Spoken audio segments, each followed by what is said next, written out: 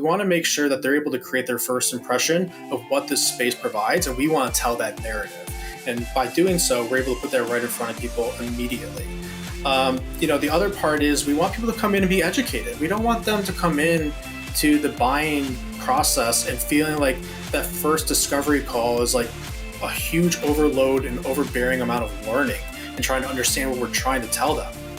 No, we've crafted a story that allows you to understand what it is, and then you can come in saying, I'm already thinking about how I'm going to use Vitally. Tell me the story of how you would sell it to me and how I would use it.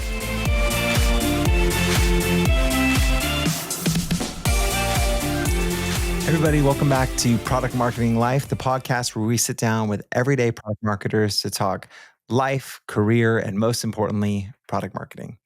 My name is Collin Mayjack. I'm a lead PMM at Classy GoFundMe. And in this episode, I got a chance to sit down with Jeff Chase, Mary Lim, and Rachel Sheldon, also known as the product marketing team at Vitally. And this episode was a lot of fun. We dove into all things interactive storytelling and product adoption. And the Vitally team shared a bit about how their team built their interactive demos from the ground up, the role that those demos play in their customer journey, and how they build product guides that don't get ignored and X'd out just like a pop-up. I really enjoyed this episode, and I think you will too. Enjoy the episode. Hey, Jeff, Mary, Rachel, thank you so much for coming on the podcast. It's good to actually meet the three of you. I feel like Jeff and Mary in particular, I feel like I've been following you guys on LinkedIn for a while, so it feels strange to actually meet you in real life via a screen. Yeah, same here. Been, seeing a lot of your posts lately, so it's exciting to actually put, face to face. So I'm excited to chat today. Yeah, I'm in particular excited because I think this is the first time I've had an entire product marketing team, assuming we're not missing anyone. I think this is your whole PMM team on a podcast. So that's super exciting. I've had one or two people at times, but could the three of you just quickly sort of introduce yourself and then share a little bit of what you do on the team? So I can start out. So my name is Jeff Chase. I am our Director of Brand and Product Marketing at Vitally. So my role is one, leading the product marketing team, which includes Mary and Rachel here, who will introduce themselves, but really working closely cross-functionally with the entire organization on, bringing products to market, helping positioning and messaging, and really helping just shape what Vitally is outside to the market. And then, as I mentioned, I have that brand marketing side as well. So not joining us today are the two visual designers on our team, Laura and Melissa, but we also have a brand design aspect of the team, which really leans well into the product marketing approach that we've taken as an organization. My name is Mary. I'm a product marketing manager at Vitally. I actually started my career off in hospitality, so in hotels and restaurants, and then eventually made my way into tech. But at Vitally, I am mainly focused on sales enablement, so everything on the pre-sale side, competitive intel, creating content, helping out with launches as well. But yeah, everything under that bucket.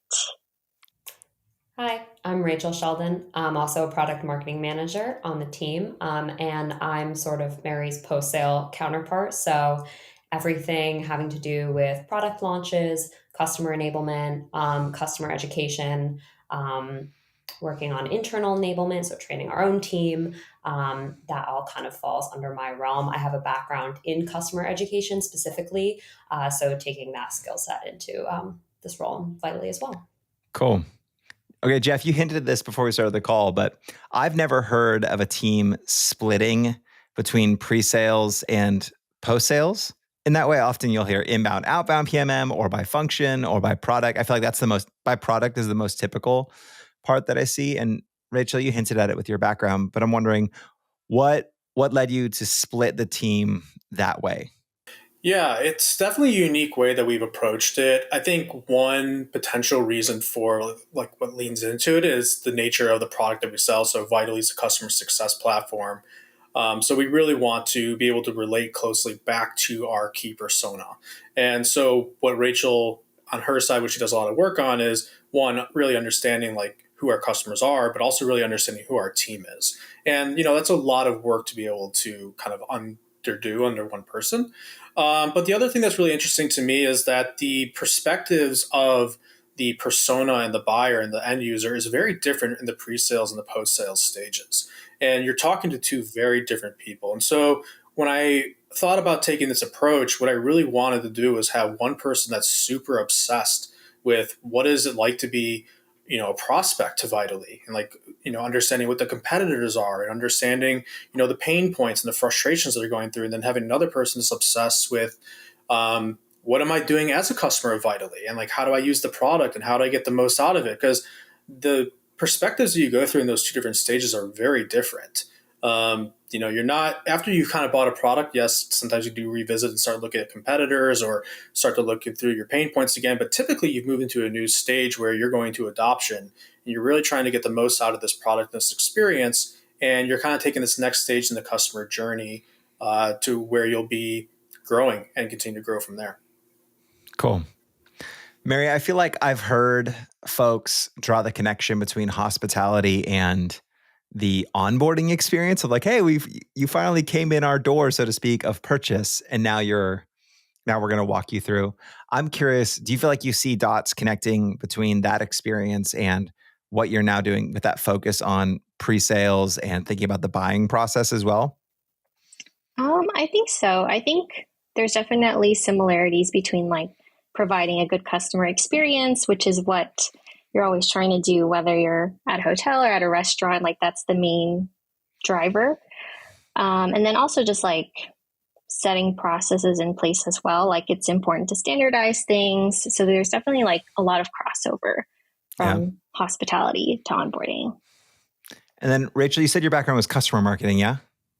Customer education. Customer education. Okay. So how much overlap are you feeling with that customer education role and what you're doing now? There's a lot of overlap. So previously, I was at HubSpot working on the HubSpot Academy team. So developing a lot of certifications, courses, doing a lot of video content over there. And I've taken a lot of that into this role, specifically like honing in on the product and doing product education, but also creating all that video content and working really closely with our customer success team to sort of bring out the knowledge and the expertise that they have on that side. Since, we are our best customer, we're a customer success team selling a customer success product. So really letting them shine there. And that's been a big focus of mine. Cool. I like that idea of trying to borrow from the parts of that persona that you sell to in-house. Like I can imagine someone who works in sales technology, not consulting with their sales team. It feels like it's the most readily available like persona feedback that you can get. That's super helpful. One other thing that stood out to me about the way your team is structured is, Jeff, I've noticed that your title, you mentioned this earlier, is both director of brand and product marketing, which I feel like is not a combo I see a lot. In fact, I feel like sometimes PMM and brand marketers sort of dog on each other. Like on one side, you have PMMs that think brand is too woo-woo and needs to talk about the product. And then brand on the other side is often thinking product is too product focused. You're talking about yourself too much and doesn't think about the role that even emotion and brand affinity can play in buying decisions. I'd be curious, can you share a little bit of how you've thought about the relationship between brand and product marketing and bringing those two together? Yeah, I mean, I think the genesis of really my approach to it was exactly the problems you laid out, which is a lot of times product marketing and brand marketing can feel a bit disconnected. I think that, and I'm going to talk from the perspective of B2B SaaS, but a lot of times brand marketing, the B2B SaaS side tends to lead to more like a vaporware type of approach, I find. Like, a lot of times the brand is a little more floofy and it feels like there's a lot of like fluff and kind of like air kind of put in there that doesn't really truly define like what your product is. And when you're in the B2B SaaS space, your best marketing asset is your product. And so the thing that I really wanted to focus on was how do I really bring the product forward in what our brand is, but also have a brand that really tells a story, really resonates with the market. And when you really think about it, at the end of the day, if you're trying to talk about your product, you're trying to talk about your ICP, you're trying to talk about the pain points, you're trying to understand what your competitors are doing, there's no team that's any better or closer to that than your product marketing organization. Now, I might be in a unique situation because my past started in like doing some design work, and so I also have a close connection to understanding like brands and like what good design looks like, and so that's just a unique part Yeah. to me. But when I came into Vitally, I was the third marketing hire. And what I set out from the beginning was I really want to own the website. I really want to own the brand. I want to help define these things because I want the message to connect from the moment you first interact with Vitally and discover it as a brand to the moment you go through the sales conversation to the moment you buy the product. Those journeys all connect. They don't disconnect.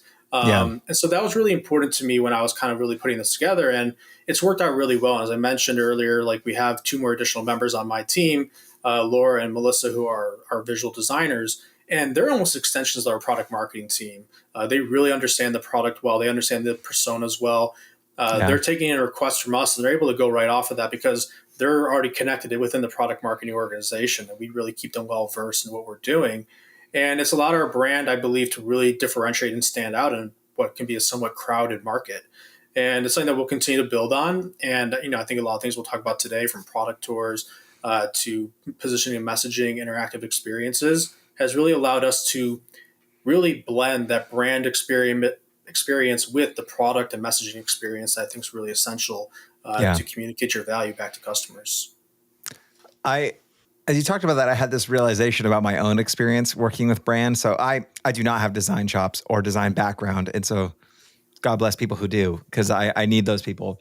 But I feel like my experience as a PMM is a lot of times I'm writing this messaging about the product that I feel like resonates with the customer, accurately describes what our product does. And then I'm kind of throwing it over the wall to brand to put it on the website and just hoping like, please don't butcher this, or like, please don't like squish it into like and cut out key details about the product or about the positioning.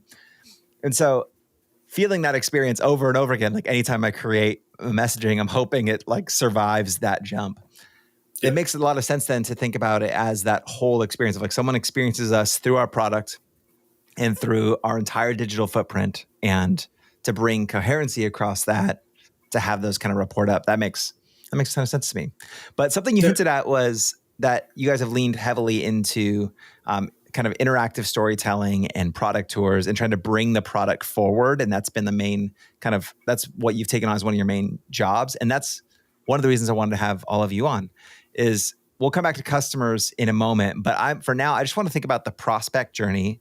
If people go to Vitaly's site, which I did prepping this, they'll see a really well thought out interactive demo. Like it's very thorough and well done. And so I'd be curious, thinking about the foundational decision making, what made you all decide it was worth putting in the effort to have an interactive demo? Because there's internal convincing you need to do, there's actual work to execute it, there's finding a vendor, all of that. Like it's not a small task. So what was kind of the deciding factor on that front? Yeah, I mean, I'm happy to start it off, but I'd love Mary to, chime in here, and she'll be able to cover a lot more. She's our internal owner of our interactive tours, and we use Nevadic, which is a really great partner vendor of ours. But I think the big reason why we went down the interactive product tour route, and has also made it really visible on our website, is we want to win in that first impression. When you go through the buyer journey, when you're looking for a new product, you're not just going to one site saying, this is the one I want. I want to take a demo. You're booking a demo. You're looking at all the different competitors. And then the waiting game starts. Okay, I submitted demo requests to 3 different companies. Who's going to follow up me first? Who's going to get that first foot in the door to tell me like what their product does and set the stage and set that ground floor, and like what's the differentiators? Who's going to win? And so what we've really done is we tried to set that level from the get-go. We make product tours a very visible part of the buyer experience. So when you come onto our website, it has equal footing to booking a demo and taking a product tour. After you've booked a demo with us, the first prompt you get is, "Can't wait to talk to you. Here's a product demo." And we want to get that in front of people because we want to make sure that they're able to create their first impression of what this space provides, and we want to tell that narrative. And by doing so, we're able to put that right in front of people immediately. The other part is we want people to come in and be educated. We don't want them to come in to the buying process and feeling like that first discovery call is like a huge overload and overbearing amount of learning and trying to understand what we're trying to tell them. No, we've crafted a story that allows you to understand what it is. And then you can come in saying, I'm already thinking about how I'm going to use Vitally. tell me the story of how you would sell it to me and how I would use it. And that's the genesis of why we started with it. But we'd love for Mary to kind of take it from there, because she's really the one who's crafted a lot of these stories, done a really great job building it out. Yeah, Mary, I'd be curious with some of that background reasoning, like what were some of kind of the guiding principles that you had in mind as you were even building out that demo? Yeah, I think Novatic themselves, they provided a lot of good resources to help you get started on like what's best practice. You want not too much text or not too many steps on a demo in order to keep people engaged. And so I think we had a pretty good starting point from there. And it was just a matter of creating a bunch of demos. I've created over 50 demos now in our Novatic account. That's a lot of demos. So it's a lot, but you learn over time, like, okay, this is kind of where people are dropping off, having people click or type in something makes it a bit more interactive and kind of shows them and tells them at the same time. Yeah. Were those 50 iterations of what lived on your site? Or were you finding that you were spinning off demos for, hey, this enterprise rep wants a customized demo. Can you spin one up? Like, is there an alternate use case coming up there? So we use interactive demos for a couple different things. So one, which you probably saw, is just doing the overall platform demo, and then also feature specific demos. But then we also use them in our blueprints, which show customer success use cases. So those are like the other 40 that are available. Okay. That's super helpful. Now, transparently, I've never built an interactive demo on a website, which I do feel a little embarrassed to admit. Conceptually, I am all for it. But I want to run through some of the concerns that I feel like I've had, and also more so that I feel like I've seen have come up when I've tried proposing it in the past. And the first one is primarily a sales concern. And Jeff, you hinted at this a little bit.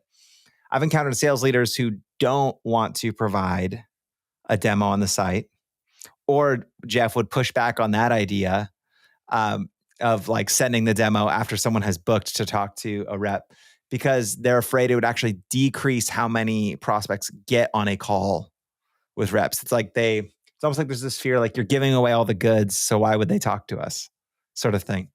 And so I'm curious if you got that concern or not. And if not, how would you handle that question? I mean, even zooming out further, did you see any actual effect on pipeline from building these demos? So I realize that's a question stacked. I broke all the rules.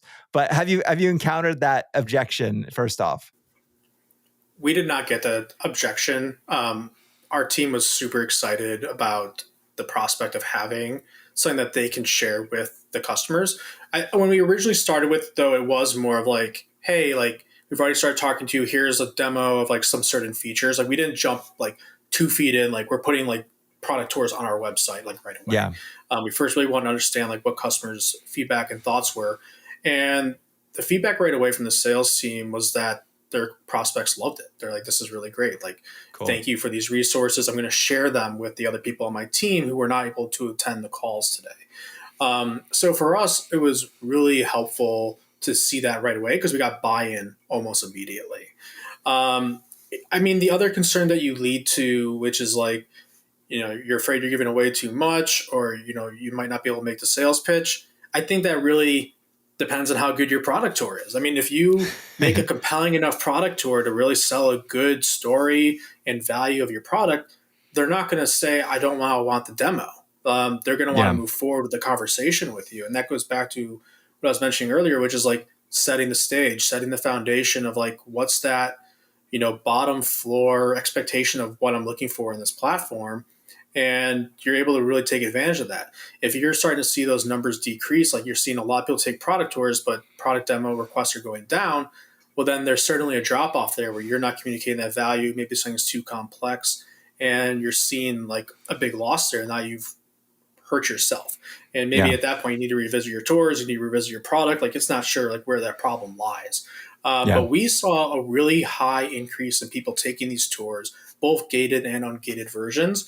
And we've never seen a drop off in our demo requests. In fact, like they just continue to go up and up. And as I mentioned earlier, like, people are becoming more educated, and in certain buying cycles is helping reduce time to purchase. And that's super important to us and like one of the values that we're trying to communicate there. Yeah. I was curious about the actual choice to put a email collect in front of the demo, and you hinted at it. I'm imagining, did that not affect results? Because I noticed that if you go on Vitali's website, email capture, then you can do the demo. Did that not have a consequential impact on how many people actually did the demo? It's hard to say. I mean, we don't have a bar for like how many people would actually have done it without it. Gotcha. But there is a there's a strategic reason for why we did it that way. What I'll say is the majority of the tours on Vitaly's website are not gated, but that one is gated. But it doesn't enroll you immediately into a demo or anything in that regard. But we still want to make sure we're capturing people's interest. But no, we haven't really seen it causing too many problems. I think that people are pretty used to putting in their information to access something, and it's up to them if they want to continue to follow through of any conversations that go from there or just ignore it. So we haven't seen too much of a drop off in that regard.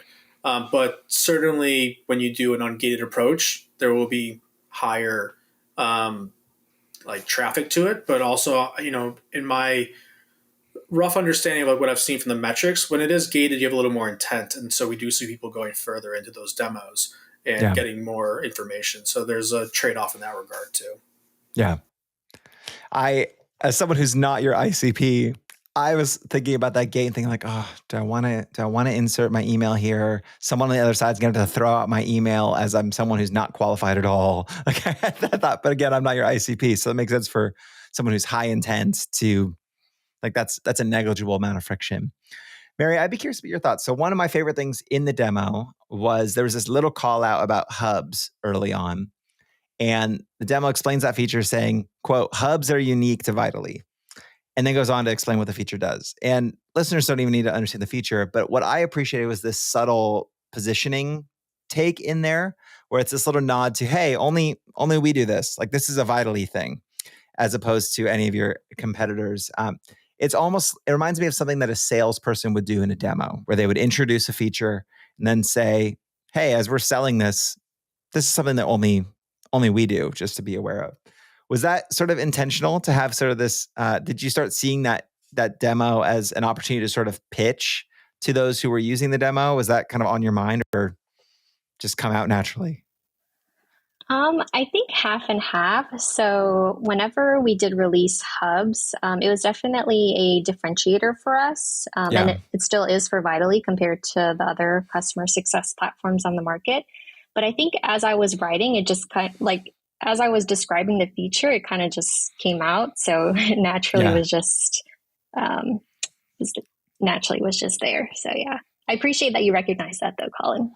Yeah, I loved it. I loved that little nod to differentiation and introducing them, because I think that was like the fourth click, like third or fourth click. Like it's really early in the demo that you start hitting that differentiated value, which feels like such a, I don't know, made my little PMM heart sing. So cool. Well, I love hearing about what you guys have done on the prospect side of things. I would love to talk a little bit about customer education and sort of the customer side of driving adoption. Now, if I remember correctly, you guys said you sell into customer success, right? Okay. So I imagine this puts a ton of pressure on nailing onboarding, because in my mind, you're selling to like the onboarding and adoption people. And so if your product doesn't onboard and help drive adoption, you're losing some credibility there.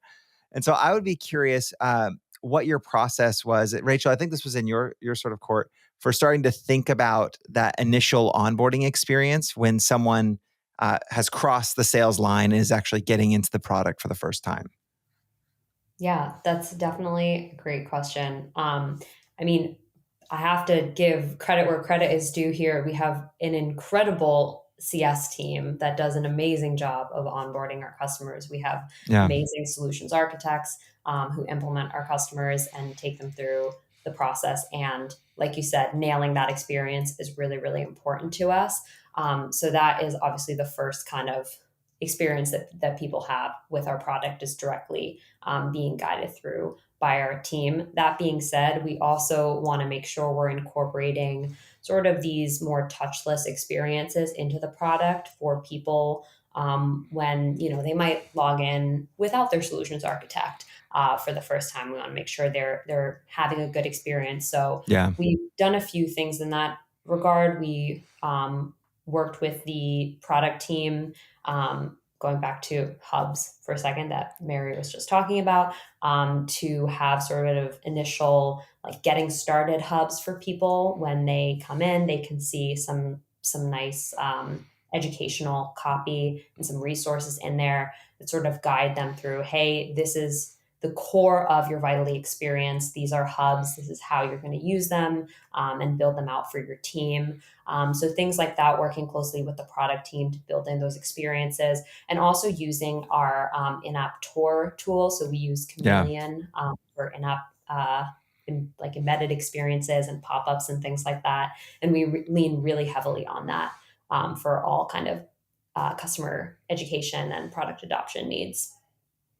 Yeah, that's super helpful. I feel like having that view in mind of what is when the product manager built this product, what were they envisioning? Because I feel like that's something that often product is over here building something, and then over here PMM and maybe customer marketing, CS are all kind of working together to solve this adoption puzzle. And I think a lot of times the product manager doesn't get brought back in that far. Like they're in roadmap land. They're thinking about like the next release. Let's not bother them. But I think that's actually a really great perspective to bring in, because they're the person who sort of architected this area of the product. And what was their vision and the discovery they did for how someone would engage with it for the first time? Did you have any specific takeaways from that interaction? No pressure if not. I'm curious if they had any insights at the time that you thought like, oh, that was useful to pull in the PM, or I'm glad that the PM spoke to that. Yeah, I think we definitely got really good insights from the product team, not just on that launch, but in subsequent launches since then, about, okay, this is kind of what we discovered when we did our customer research and found out what were their pain points that caused us to build this product in this particular way, and kind of digesting that information and using that to inform the decisions we're making with the in-app experiences, as well as with like our content and other assets. But yeah, we definitely try to bring the product team back in as much as possible. I definitely know what you mean. They get off into roadmap land again very quickly. Yeah. And it's our job to sort of pull them back in and say, okay, well, now we're thinking about adoption and usage, and where are people getting tripped up in the product, and how can we help them to use it better? Yeah. Yeah. And we also benefit because like our product team, our CS team, our marketing team, we're all in Vitally, and it's product analytics, it's customer success, it's customer comms. So, luckily they are also naturally brought back into it. So it's kind of a blessing in disguise for us that everyone's constantly having visibility into like how these things are going throughout every part of the cycle. I'm thinking through this. Can you use Vitally to care for your Vitally customers? Because that feels very meta, if so. So we do. That's amazing. We drink our own champagne. We use Vitally. Our whole team uses Vitally every single day to manage our customers. So our product team uses it to manage their product releases. We use it. The CS team uses it a ton. We're all in there all the time. Yeah, I feel like. Yeah, even. I'll go for it, Mary. I was going to say, even for like customer marketing, like I use it to manage our customer reference program, identify good case study candidates, and manage all of that in Vitally. I feel like that's a rare gift where there's not a lot of players in the space who get to actually use their product at that level. Like in my case, for example, like my company sells a fundraising platform.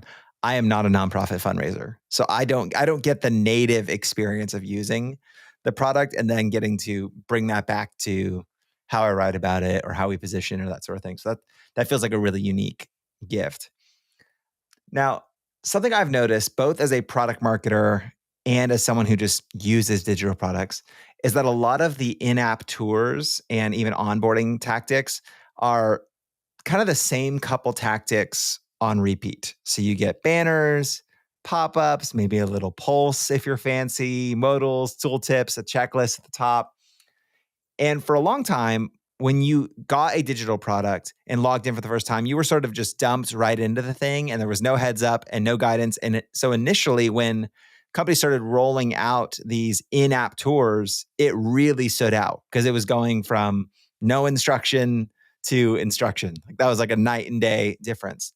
So that was a huge win. But now this might just be me, but now that we've sort of become accustomed to these tools and sort of become accustomed to this onboarding, I find myself often wanting to X out of these onboarding tools like a pop-up on a website. Like they feel like I feel this, I can pick on them. Well, Rachel, you worked there before. Sorry. I did this a lot with HubSpot. So like I found myself like, they're like, do you want to do this? Absolutely not. Just let me send the email. Like I felt like it was getting in the way. So all to say, I've started to wonder, have they lost some of their effectiveness? And I'm assuming I'm not alone in feeling that way occasionally with some of these. So I'm curious, how have you guys thought about building not just in-app product tours, but just even that whole customer education after they've gotten in the product in a way that doesn't get ignored or doesn't get X'd out? Have you guys thought through that or had any particular tips you've seen be effective? Yeah, I mean, you name it, all those things you said, we've tried all of them. Every time Chameleon comes out with a new feature, we're like the first people to use it and try it out and see, okay, does this have better engagement? Because we definitely experienced that, the tooltip fatigue of Yeah. people who they just immediately dismiss something. They're so conditioned kind of as soon as something pops up to just dismiss it straight away. And Yeah. we've definitely seen that. So we try to be conscientious in how often we're serving up these kind of more Yeah. interruptive experiences to customers, trying to use them sparingly and in ways that will have the greatest impact. Use things that will draw their eye to it. So nice branding, design, gifts, things like that. And then we also try to make it more of a contextual experience. So having something that's a little bit more subtle, a little more embedded into the product and seems more just like additional help along the way rather than a more interruptive pop-up or banner type of Yeah. experience. So we've seen some success with both of those strategies. Yeah. Yeah, I like I that think idea of yeah. thinking about frequency. Sorry, go for it, Jeff.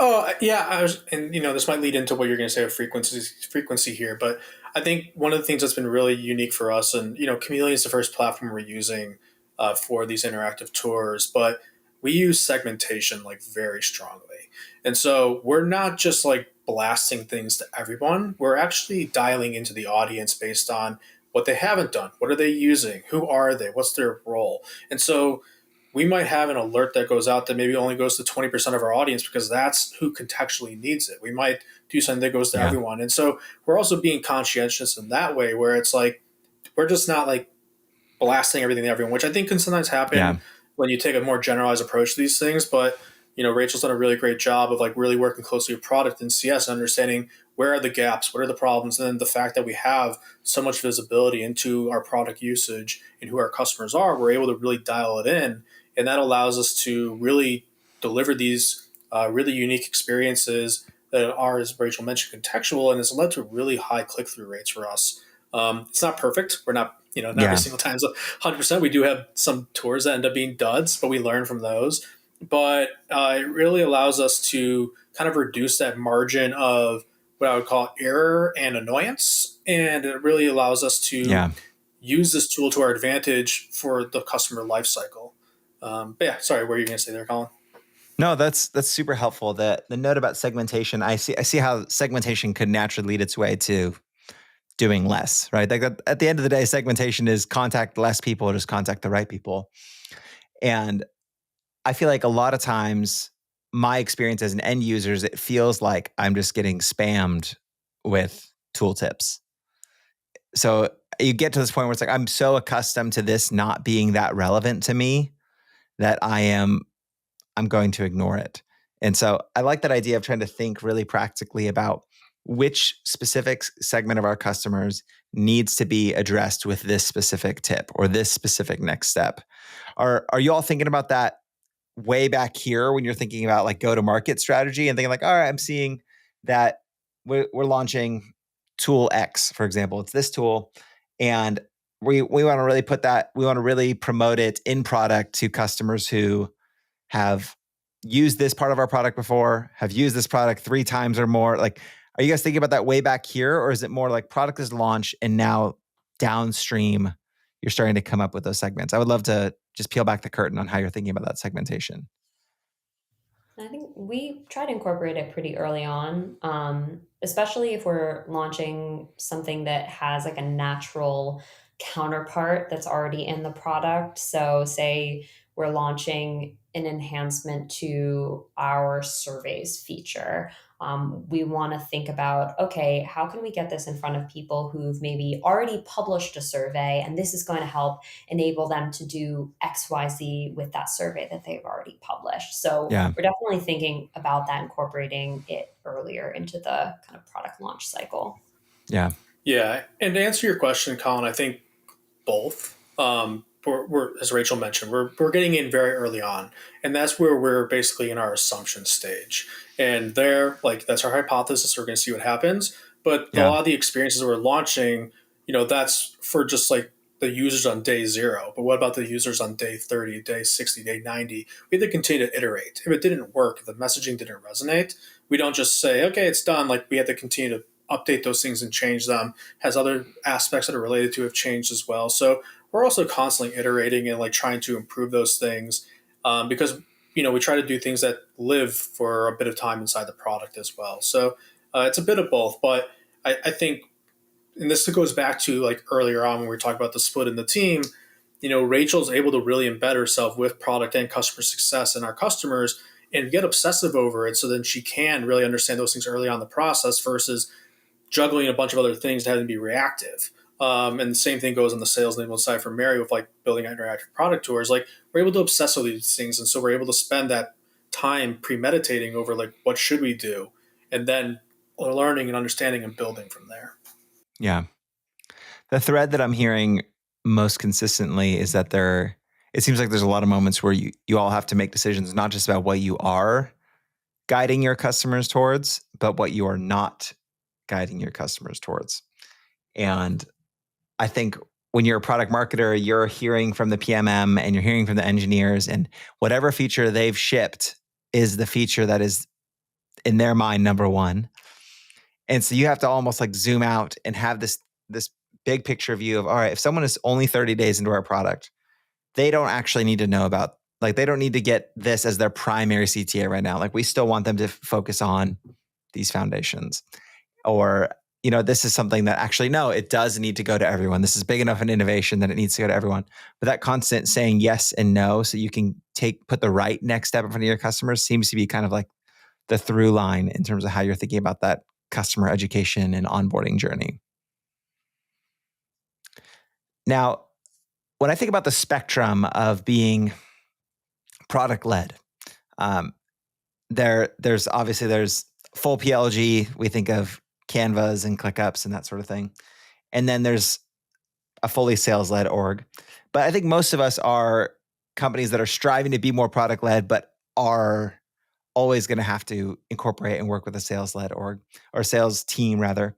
And I think I see you guys as advancing pretty far down the line on that spectrum. Like, you've tried to, where you can, really bring the product into the foreground, lead with the product. And that was a journey. I would be curious, as if you were looking back on the choice to bring the product into the foreground, the choice to build these interactive demos, the choice to have a more like boutique onboarding experience in the product. Is there anything that the three of you would do differently or wish you did Probably sooner? just done it all sooner. I think that in my experience, I've always so I come from a community background, like working like as a community manager. And so I've always led with like empathy, and really trying to think about how do we best serve the people that we're selling to. But, throughout my time, like I've kind of been a solo PMM. And so resourcing is always tough. And as I mentioned earlier, the things I was tackling. So to me, like when I was really building out this team, I wanted to make sure we had people who could really own and be experts in these spaces. And while I kind of take back my answer, because I don't think I wish I would have done it sooner, because I don't think we would have done it right. But, I think building out the team and building out the right people to own those things, doing that sooner would have led to even greater results. But I think the time that we took to do it and do it right has really had really great results for us. Um, so yeah, kind of like a little bit of a 360 moment there for me where I just went through it. Yeah. So I guess I Yeah. wouldn't have done anything differently. But So you I'm nailed very it. happy. Yeah, I nailed it. I guess, that's how it works out. But yeah, I think it's really worked out well. But, I think from both Rachel and Mary's perspectives, they've built a lot of these programs from the ground up. Would love their perspective, like if they would have Yeah. done anything differently. But yeah. Um, I don't think I would do anything differently, kind of similar to what Jeff has said. Like from beginning to end, it's kind of been a learning experience throughout. So you kind of learn like, this is what works, this doesn't work. So yeah, I don't know if I would particularly change anything. I think in terms of our sort of in-app experiences, it's been quite a learning curve. Um, when we brought on Chameleon last year, I had never done any sort of in-app messaging Yeah. before. So it was both kind of learning the ins and outs of that. And there was a lot of trial and error in that process. I think we've hit a really good kind of stride by this point. But maybe the only things I would change is taking more time in the beginning to like really learn about what our customers want from their in-app experiences. We did do that. We did dive into a bit of customer research there and had some conversations early on with customers who were engaging with the tours, kind of getting their feedback, incorporating that in. But I probably would have extended that research period a little bit longer, just to be even more informed with the strategy that we moved forward with. I think it sort of evolved naturally over time, and Yeah. obviously there was the need for speed and getting things Yeah. shipped out the door quickly. It doesn't always give you the luxury of a very long research period. Yeah. So it's sort of double-edged sword there, but that's the main thing that I can think of changing. Yeah. That was something as you're talking, Rachel, and you just hinted at it, is that I have to imagine that internally there was pressure to maybe not spend too much time getting lost in the weeds in some of these things. Because I think product tours and even in-app guidance a lot of times has a long tail in terms of how it pays off.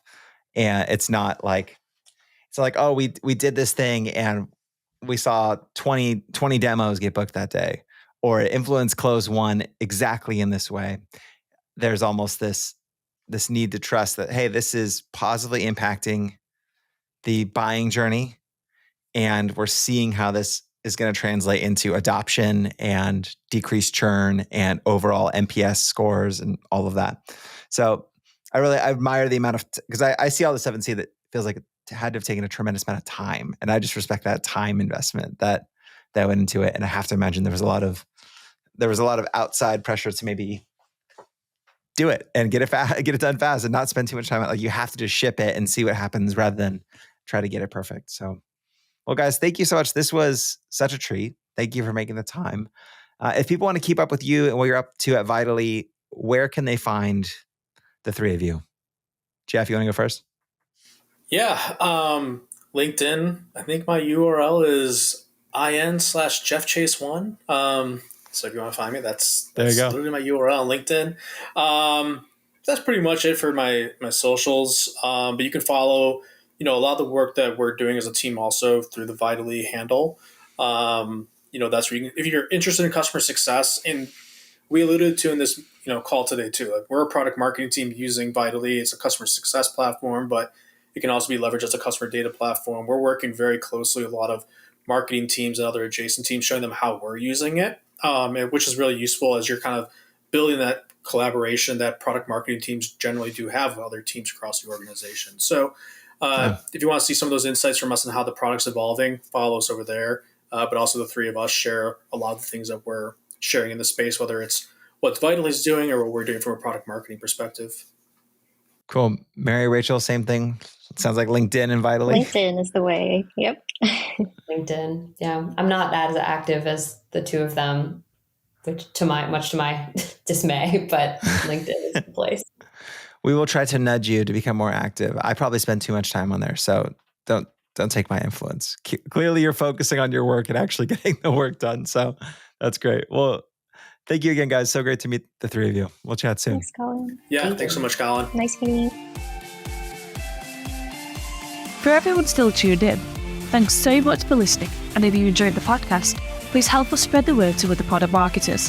Thanks again and have a great morning, afternoon, or evening, wherever you are.